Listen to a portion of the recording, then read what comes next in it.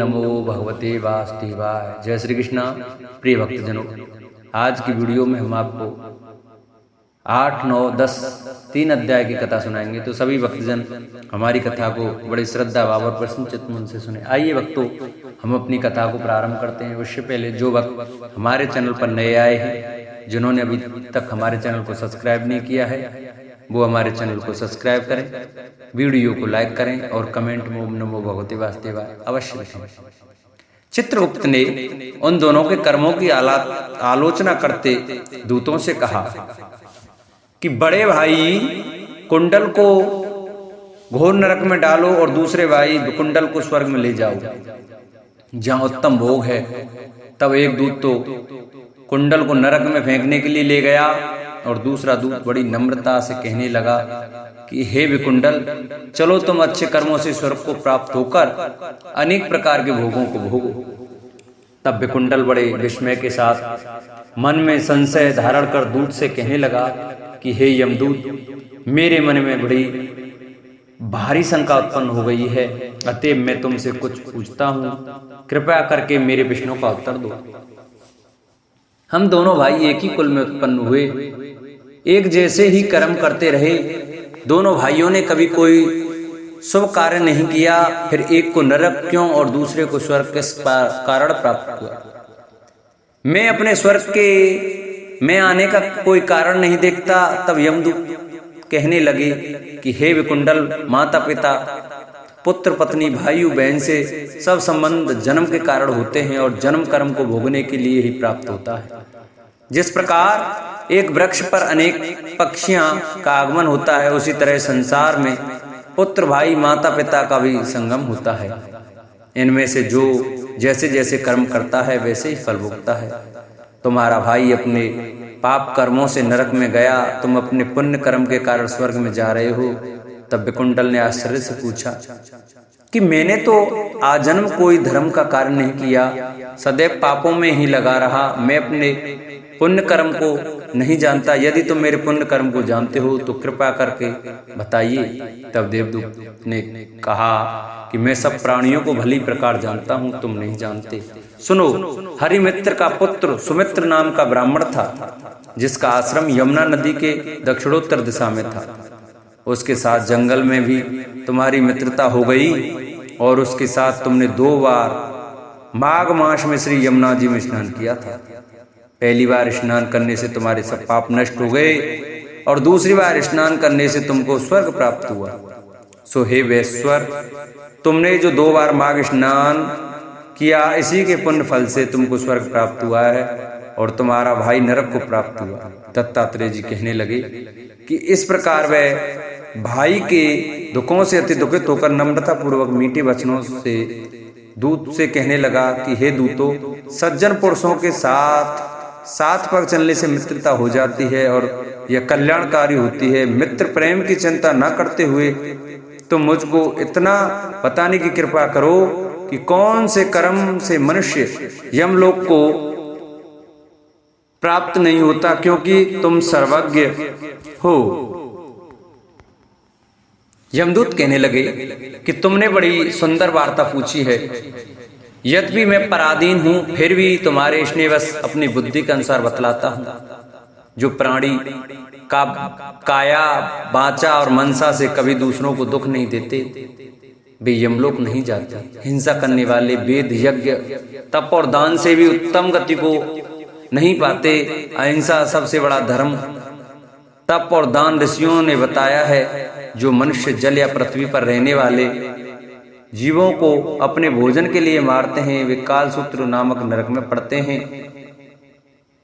वहां पर अपना मांस खाते हैं और रक्त पीप कर पान करते हैं तथा पीप की कीच में उनको कीड़े काटते हैं।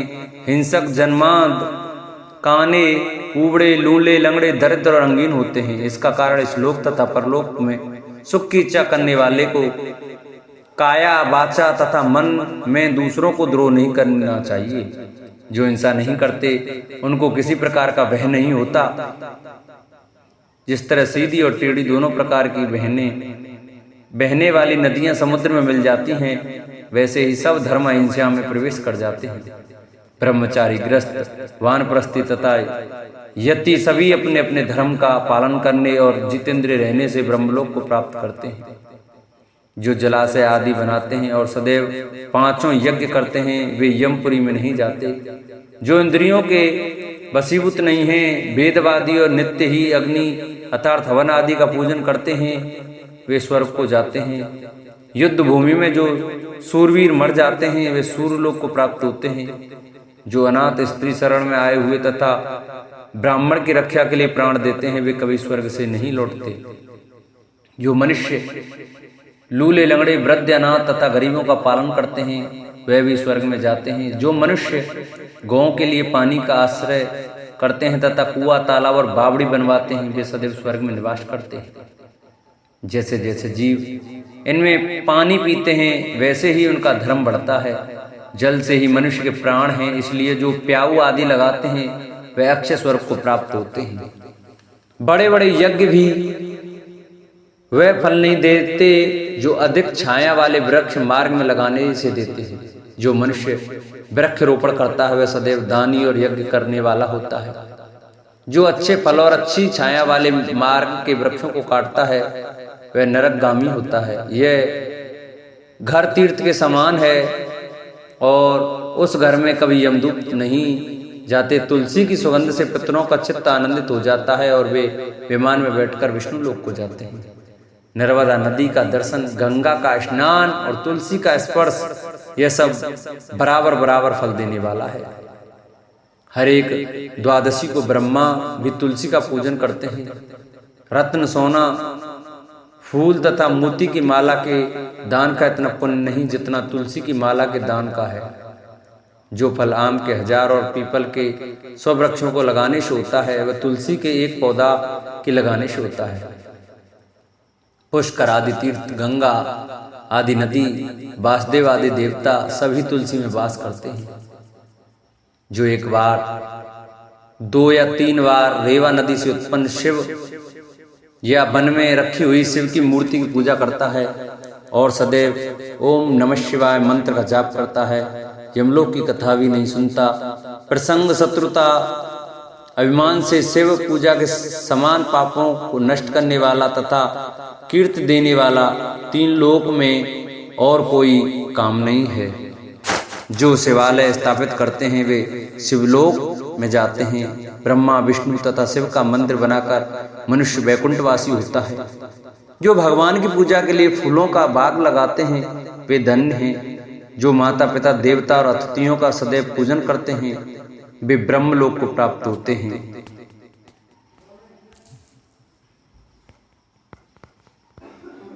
यमदूत कहने लगे, मध्याह्न के समय आया अतिथि मूर्ख, पंडित, वेदवादी या पापी कोई भी हो ब्रह्म के समान है। जो रात्रि के थके हुए भूखे ब्राह्मण को अन्न जल देता है, मध्याह्न के समय जिसके घर आता हुआ अतिथि निराश नहीं जाता वह स्वर्ग का वासी होता है। अतिथि बराबर कोई धन संपत्ति तथा हित नहीं है।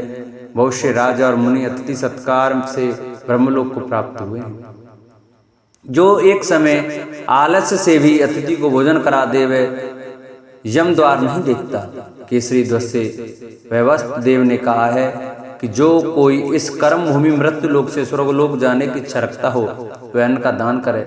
दूत कहता है कि यमराज कहते हैं कि अन्न के बराबर दूसरा और कोई दान नहीं है। जो गर्मियों में जल, सर्दी में ईंधन और सदैव अन्न का दान करते हैं वे कभी यम के दुख नहीं उठाते। जो अपने किए हुए पापों का प्रायश्चित करता है वह नरक को नहीं देखता और प्रायश्चित न करने वाला मनुष्य नरक में जाता है। जो काया, वाचा और मन से किए हुए पापों का प्रायश्चित करता है वह देव और गंधर्वों से शोभित स्वर्गलोक को प्राप्त होता है। जो नित्य ही व्रत, तप, तीर्थ करते हैं और जितेंद्रिय हैं वे भयंकर यम को नहीं देखते हैं। नित्य धर्म करने वाला दूसरों का अन्न, भोजन, दान त्याग दे। नित्य स्नान करने से बड़े बड़े पाप का नाश होकर यम को नहीं देखता। बिना स्नान पवित्रता कैसे हो सकती है? जो मनुष्य पर्व के समय चलते जल में स्नान करते हैं वे बुरी योनि नहीं पाते, न ही नरक में जाते हैं। माघ मास में प्रातः स्नान करने वाले मनुष्य को नियम पूर्वक तिल पात्र और तिल कमल का दान करना चाहिए। यमदूत कहते हैं कि विकुंडल, पृथ्वी, सोना, गौ आदि परम दान करने वाला स्वर्ग से नहीं लौटता। बुद्धिमान पुण्य तिथियां, व्यतिपात, संक्रांति आदि को थोड़ा सा दान करके भी बुरी गति को नहीं प्राप्त होता। सत्यवादी, मौन रहने वाला, मीठा बोलने वाला, क्षमाशील, नीतिवान, किसी की निंदा न करने वाला, सब प्राणियों पर दया करने वाला, पराय धन को तृण के समान समझने वाला मनुष्य कभी नरक नहीं भोगता। सूत जी कहते हैं, श्री कृष्ण ने अपने समृद्ध अनर्त देश में पहुंचकर वहां के लोगों की विरह वेदना बहुत कुछ शांत करते हुए अपना श्रेष्ठ पांचजन्य नामक शंख बजाया। भगवान के होठों की लाली से लाल हुआ वह श्वेत वर्ण का शंख बजते समय उनके कर कमलों में ऐसा शोभायमान हुआ जैसे लाल रंग के कमलों पर बैठकर कोई राजहंस उच्च स्वर से मधुर गान कर रहा हो। भगवान के शंख की वह ध्वनि संसार के भय को भयभीत करने वाली है। उसे सुनकर सारी प्रजा अपने स्वामी श्री कृष्ण के दर्शन की लालसा से नगर के बाहर निकल आई। भगवान श्री कृष्ण आत्माराम है, वे अपने आत्मलाभ से ही सदा सर्वदा पूर्ण काम है। फिर भी जैसे लोग बड़े आदर से भगवान सूर्य को भी दीप दान करते हैं, वैसे ही अनेक प्रकार की भेंटों से प्रजा ने श्री कृष्ण का स्वागत किया। सबके मुख कमल के समान प्रेम से खिल उठे। वे हर्ष गदगद वाणी से सबके स्वाद और संरक्षक भगवान श्री कृष्ण की ठीक वैसे ही स्तुति करने लगे जैसे बालक अपने पिता से अपनी तोतली बोली में बातें करता है।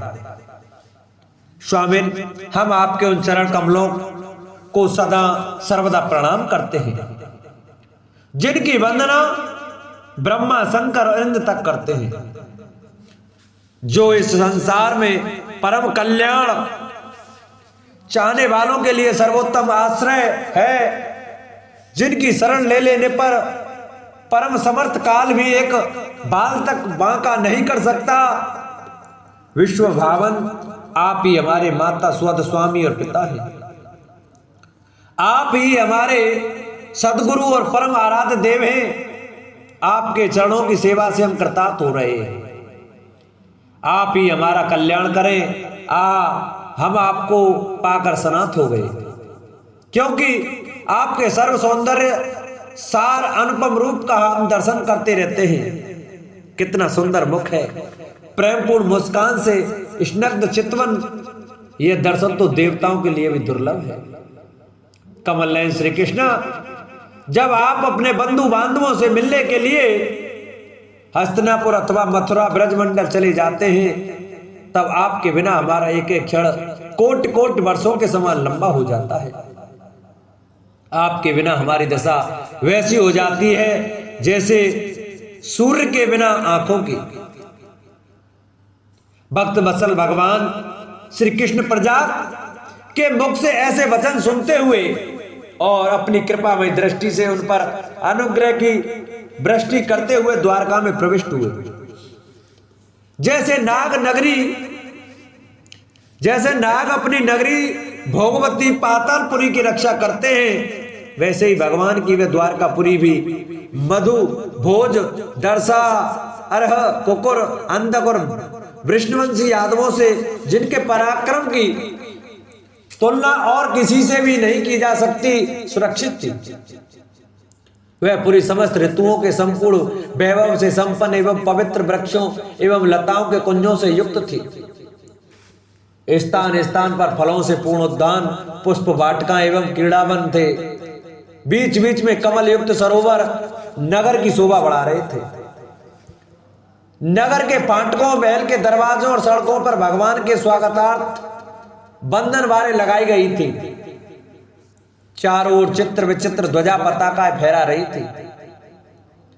जिनसे उन स्थानों पर घाम का कोई प्रभाव नहीं पड़ता था।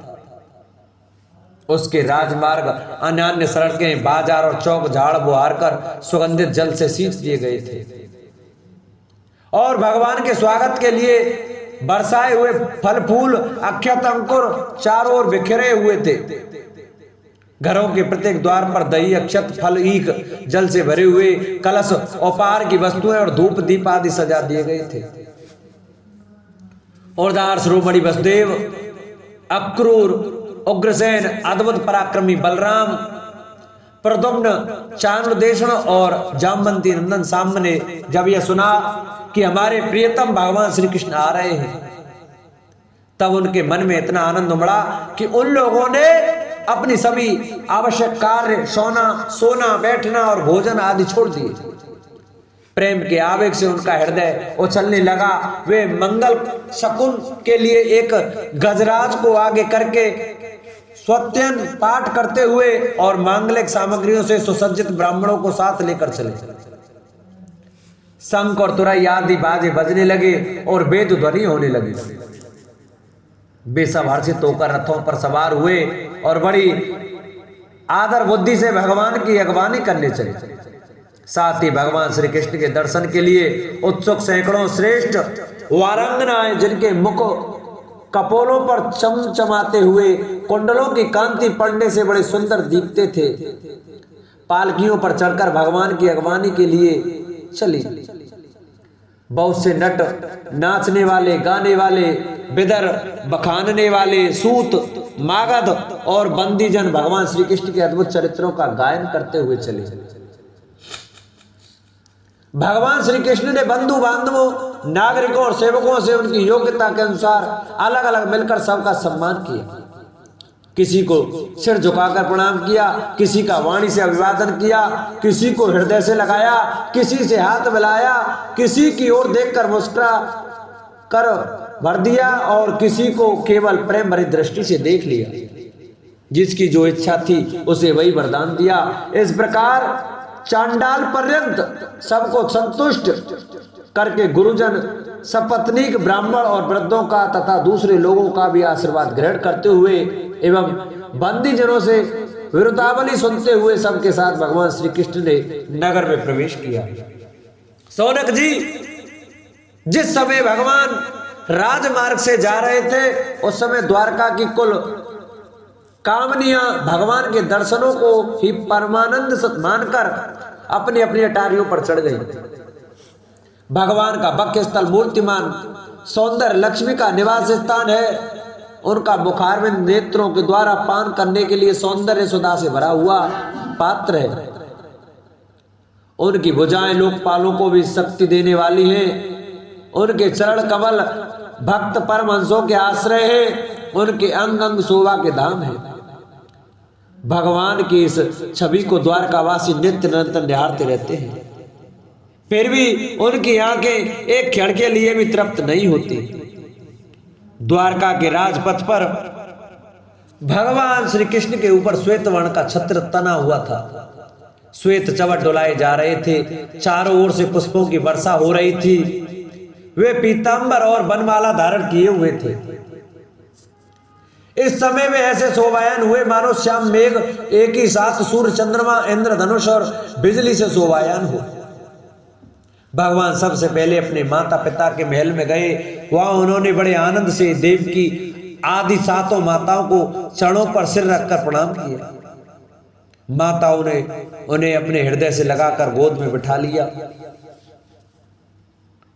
स्नेह के कारण उनके स्तनों से दूध की धारा बहने लगी। उनका हृदय हर्ष से बेहल हो गया और वे आनंद के आंसुओं से उनका अभिषेक करने लगे।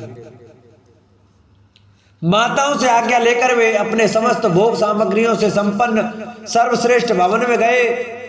उसमें 16,000 पत्नियों के अलग अलग महल थे। अपने प्राणनाथ भगवान श्री कृष्ण को बहुत दिन बाहर रहने के बाद घर आया देखकर रानियों के हृदय में बड़ा आनंद हुआ। उन्हें अपने निकट देखकर वे एकाएक ध्यान छोड़कर उठ खड़ी हुई। उन्होंने केवल आसन को ही नहीं बल्कि उन नियमों को भी त्याग दिया जिन्हें उन्होंने पति के प्रवासी होने पर ग्रहण किया था।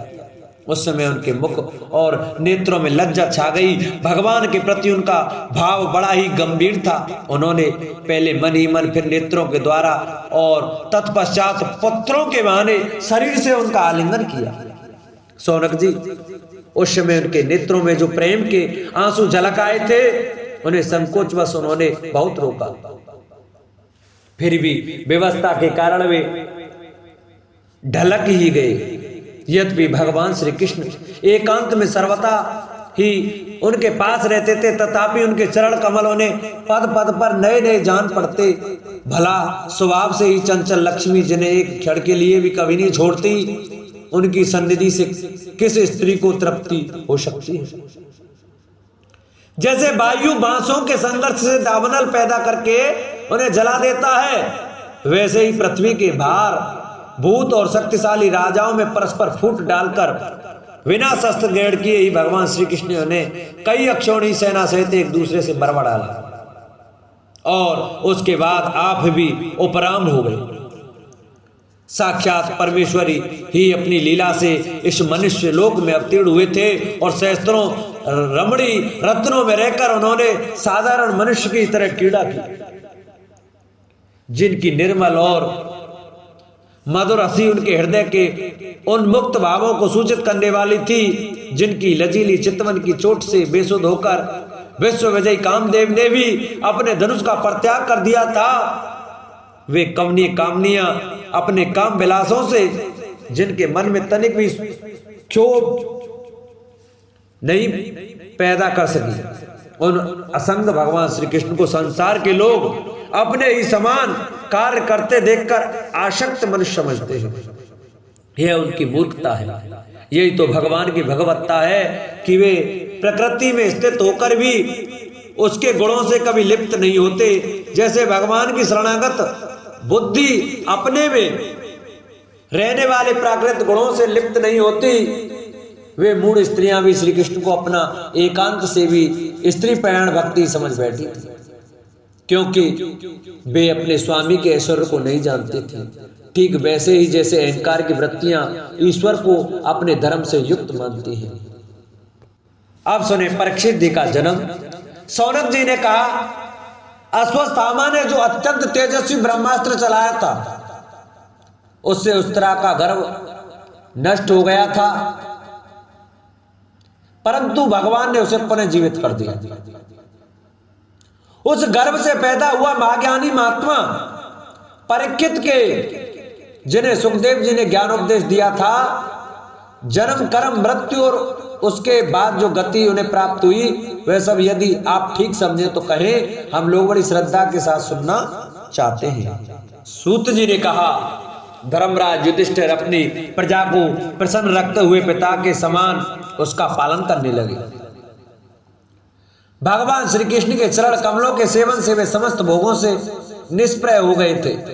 शौनकादि ऋषियों, उनके पास अतुल संपत्ति थी, उन्होंने बड़े बड़े यज्ञ किए थे तथा उनके फलस्वरूप श्रेष्ठ लोगों का अधिकार प्राप्त किया था। उनकी रानियां और भाई अनुकूल थे। सारी पृथ्वी उनकी थी, वे जम्बूद्वीप के स्वामी थे और उनकी कीर्ति स्वर्ग तक फैली हुई थी। उनके पास भोग की ऐसी सामग्री थी जिसके लिए देवता लोग भी लालायित रहते थे। परंतु जैसे भूखे मनुष्य को भोजन के अतिरिक्त दूसरे पदार्थ नहीं सुहाते, वैसे ही उन्हें भगवान के सिवा दूसरी कोई वस्तु सुख नहीं देती थी। शौनक जी, उत्तरा के गर्भ में स्थित वह वीर शिशु परीक्षित जब अश्वत्थामा के ब्रह्मास्त्र के तेज से जलने लगा, तब उसने देखा कि उसकी आंखों के सामने एक ज्योतिर्मय पुरुष है। वह देखने में तो अंगूठे भर का है, परंतु उसका स्वरूप बहुत ही निर्मल है। अत्यंत सुंदर श्याम शरीर है, बिजली के समान चमकता हुआ पीतांबर धारण किए हुए हैं, सिर पर सोने का मुकुट झिलमिला रहा है। उस निर्विकार पुरुष के बड़े ही सुंदर लंबी लंबी 4 भुजाएं हैं, कानों में तपाए हुए स्वर्ण के सुंदर कुंडल हैं, आंखों में लालिमा है, हाथों में लुके के समान जलती हुई गदा लेकर उसे बार बार घुमाता जा रहा है। जैसे सूर्य अपनी किरणों से कोहरे को भगा देते हैं, वैसे ही वह उस गदा के द्वारा ब्रह्मास्त्र के तेज को शांत करता जा रहा था। उस पुरुष को अपने समीप देखकर वह गर्भस्थ शिशु सोचने लगा कि यह कौन है। इस प्रकार उस 10 माह के गर्भस्थ शिशु के सामने ही धर्मरक्षक अप्रमेय भगवान श्री कृष्ण ब्रह्मास्त्र के तेज को शांत करके वहीं अंतर्ध्यान हो गए। तदंतर अनुकूल ग्रहों के उदय से युक्त समस्त सद्गुणों को विकसित करने वाले शुभ समय में पांडु के वंशधर परीक्षित का जन्म हुआ। जन्म के समय ही वह बालक इतना तेजस्वी दिख पड़ता था मानो स्वयं पांडु ने ही फिर से जन्म लिया। पौत्र के जन्म की बात सुनकर राजा युधिष्ठिर के मन में बहुत प्रसन्न हुए। उन्होंने धौम्य कृपाचार्य आदि ब्राह्मणों से मंगलावाचन और जात कर्म संस्कार करवाए। महाराज युधिष्ठिर दान के योग्य समय को जानते थे। उन्होंने प्रजा तीर्थ नामक कला में अतार्थ नाल काटने के पहले ही ब्राह्मणों को स्वर्ण गौएं, पृथ्वी, गांव, उत्तम जाति के हाथी, घोड़े और उत्तम अन्न का दान दिया। ब्राह्मणों ने संतुष्ट होकर अत्यंत विनय युधिष्ठिर से कहा, पुरवंश रुमड़े, काल की दुर्निवार गति यह पवित्र पुरवंश मिटाना ही चाहता था, परंतु तुम लोगों पर कृपा करने के लिए भगवान विष्णु ने यह बालक देकर इसकी रक्षा कर दी, इसलिए इसका नाम विष्णु रात होगा। निसंदेह यह बालक संसार में बड़ा यशस्वी भगवान का परम भक्त और महापुरुष होगा। युधिष्ठिर ने कहा, महात्माओं, यह बालक क्या अपने उज्जवल यश से हमारे वंश के पवित्र कीर्ति महात्मा राजर्षियों का अनुसरण करेगा? ब्राह्मणों ने कहा, धर्मराज, यह मनुपुत्र इक्ष्वाकु के समान अपनी प्रजा का पालन करेगा तथा दशरथ नंदन भगवान श्री राम के समान ब्राह्मण भक्त और सत्य प्रतिज्ञ होगा। यह उसी नर नरेश शिवी के समान दाता और शरणागत वत्सल होगा तथा यज्ञिकों में दुष्यंत के पुत्र भरत के समान अपने वंश का यश फैलाएगा। धनुर्धरों में यह सहस्त्रबाहु अर्जुन और अपने दादा पार्थ के समान अग्रगण्य होगा।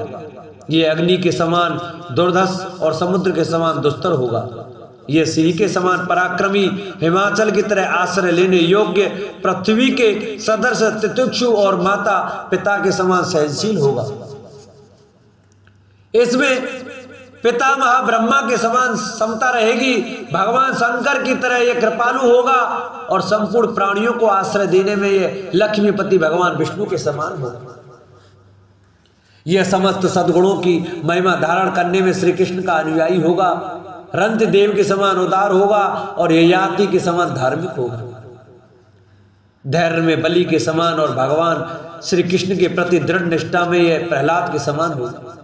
यह बहुत से अश्वमेघ यज्ञों का करने वाला और वृद्धों का सेवक होगा। इसके पुत्र राजर्षि होंगे। मर्यादा का उल्लंघन करने वालों को यह दंड देगा। यह पृथ्वी माता और धर्म की रक्षा के लिए कलयुग का भी दमन करेगा। ब्राह्मण कुमार के शाप से तक्षक के द्वारा अपनी मृत्यु सुनकर यह सबकी आसक्ति छोड़ देगा और भगवान के चरणों की शरण लेगा। राजन व्यास नंदन सुखदेव जी ये आत्मा के यथार्थ स्वरूप का ज्ञान प्राप्त करेगा और अंत में गंगा तट पर अपने शरीर को त्याग कर निश्चय ही अभय पद प्राप्त करेगा। ज्योतिष शास्त्र के विशेषज्ञ ब्राह्मण राजा युधिष्ठिर को इस प्रकार बालक के जन्म लग्न का फल बताकर और भेंट पूजा लेकर अपने अपने घर चले गए। वही यह बालक संसार में परीक्षित के नाम से प्रसिद्ध हुआ, क्योंकि यह समर्थ बालक गर्भ से जिस पुरुष का दर्शन पा चुका था उसका स्मरण करता हुआ लोगों में उसकी परीक्षा करता रहता था कि देखे इनमें से कौन सा है वह है जिसे शुक्ल पक्ष में दिन प्रतिदिन चंद्रमा अपनी कलाओं से पूर्ण होता हुआ बढ़ता है। वैसे ही वह राजकुमार भी अपने गुरुजनों के लालन पालन से क्रम से अनुदिन बढ़ता हुआ शीघ्र ही सयाना हो गया। इसी समय स्वजनों के वध का प्रायश्चित करने के लिए राजा युधिष्ठिर ने अश्वमेध यज्ञ के द्वारा भगवान की आराधना करने का विचार किया, परंतु प्रजा से वसूल किए हुए कर और दंड जुर्माने की रकम के अतिरिक्त और धन न होने के कारण वे बड़ी चिंता में पड़ गए। उनका अभिप्राय समझकर भगवान श्री कृष्ण की प्रेरणा से उनके भाई उत्तर दिशा में राजा मरुत और ब्राह्मणों द्वारा छोड़ा हुआ बहुत सा धन ले आए उससे यज्ञ की सामग्री एकत्रित करके धर्मभीरु महाराज युधिष्ठिर ने 3 अश्वमेध यज्ञों के द्वारा भगवान की पूजा की। युधिष्ठिर के निमंत्रण से पधारे हुए भगवान ब्राह्मणों द्वारा उनका यज्ञ संपन्न कराकर अपने स्वत पांडवों की प्रसन्नता के लिए कई महीनों तक वहीं रहे। सौनक जी इसके बाद भाइयों सहित राजा युधिष्ठिर और द्रौपदी से अनुमति लेकर अर्जुन के साथ यदुवंशियों से घिरे हुए भगवान श्री कृष्ण ने द्वारका के लिए प्रस्थान किया। बोल कृष्ण कन्हैया लाल की जय। प्रिय भक्तजनों, आज की कथा का हम यह विश्राम करते हैं। कल की कथा में आपको हम विदुर जी के उपदेश से धृतराष्ट्र और गांधारी का वन में जाना, इस कथा का वर्णन सुनाएंगे। सभी भक्तजन हमारी कथा को प्रतिदिन बड़ी श्रद्धा भाव और प्रसन्न चित्त मन से सुने। जो भी भक्त नए जुड़े हैं, जिन्होंने चैनल को सब्सक्राइब नहीं किया, वो हमारे चैनल को सब्सक्राइब जरूर करें। वीडियो को लाइक करें, शेयर करें और कमेंट में राधे राधे जय श्री कृष्ण अवश्य लिखें। बोल बांके बिहारी लाल की जय।